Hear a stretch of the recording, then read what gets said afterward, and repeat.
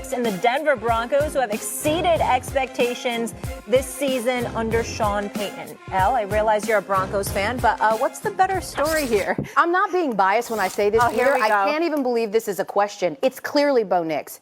I do not discount what Josh Allen is doing. And I know what you're going to say, Dan, because clearly you're choosing Josh Allen, not surprising to anyone, and I get it. What he's been able to do, he didn't have Stephon Diggs. Look how great this offense is. He's playing MVP level. I get all that. He's great. Guess who we always outlook as a preseason favorite to win MVP? Josh Allen. So essentially, Josh Allen is doing exactly what you would expect Josh Allen to do. That's wrong. Bo Nix, however, is on a Broncos team whose total win was set at 4 preseason. He was the 6th quarterback taken off the board. The Broncos were in total shambles, and let's be honest, I know that they don't have a Stephon Diggs in Buffalo anymore, but he's got more talented weapons than Bo Nix has. And alas, he's taken a team that hasn't not only sniffed the playoffs since they won the Super Bowl, but had a winning season since they won the Super Bowl, and he has them in the postseason. This is a remarkable story, and I don't think, and I'm not saying that because I'm a Broncos fan. You didn't see this coming. He had 11-1 odds to be Rookie of the Year before the season started. He's not going to win it this year, but he is in the conversation. That is not anything. Nobody saw the Broncos as a playoff team,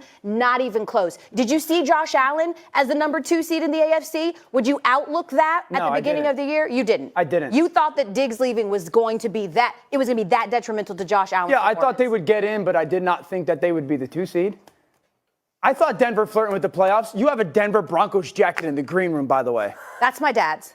That might be worse. Yeah. Then tell me why. Tell me why Josh Allen's story is better than Bo Nix's story. Because you made the comment, Josh Allen is doing this year what everyone expects him to do.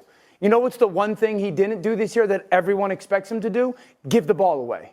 Josh Allen has changed the way that he plays. He's taken the one flaw, at least in other people's eyes, that has been a part of his game and said, I can still be the unbelievably productive quarterback that scores 40 or 50 or values 40 or 50 touchdowns a season, but I won't give the ball away anymore. And I won't take the sacks that I've had as a part of my game in the past anymore. He's got the best win of the season, knocking off the undefeated Kansas City Chiefs, who would probably have gone undefeated if they did not lose to Buffalo. Who would have lost to the Broncos, courtesy of a good performance from Bo Nix, if they blocked a field goal. That was 100% coached by the way that they did that. Okay. Denver was 8-9 last year.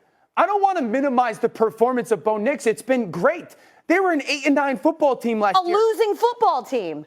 They're 10-7. And in the postseason. And they have the number 2 defense in football. And they have 2 cats that are Defensive Player of the Year candidates on defense, and he went with the Hall of Fame coach. Denver's been had a good defense, Dan. They've been had a good defense, and it has not resulted in wins. They're not 14-3. They're 10-7. With a rookie quarterback that was the 6th one taken off the board. With a Hall of Fame coach. With a Hall of Fame coach. Who people wanted to throw away after his first year in Denver. And people were wrong in that. People were wrong in that. So you're saying that it's a better story for Josh Allen because he's cut down on his turnovers? Well, if that's the case, then just give it to Lamar because he has 4, which is a career low. No, Lamar's 4 interceptions. He has more turnovers than Josh. What I'm saying is, if we went back, and I don't remember exactly when Steph was traded chronologically, we go to the day after, and you tell me, well, Buffalo's going to be the 2 seed. The day after Steph was traded, everyone's saying no shot. They're going to take a step back. Josh specifically is going to take a step back because he's losing his number 1 receiver. There's no question about it. And that would have been rightfully so to have been said. The fact that Stephen A. is a great point, that he loses Steph and Gabe Davis and has the best season of his career, that's the story. That, to me, I agree with Dan on that, L. I agree with Dan on that. Because, listen, I get where you're coming from because Bo Nix is a rookie. And I get...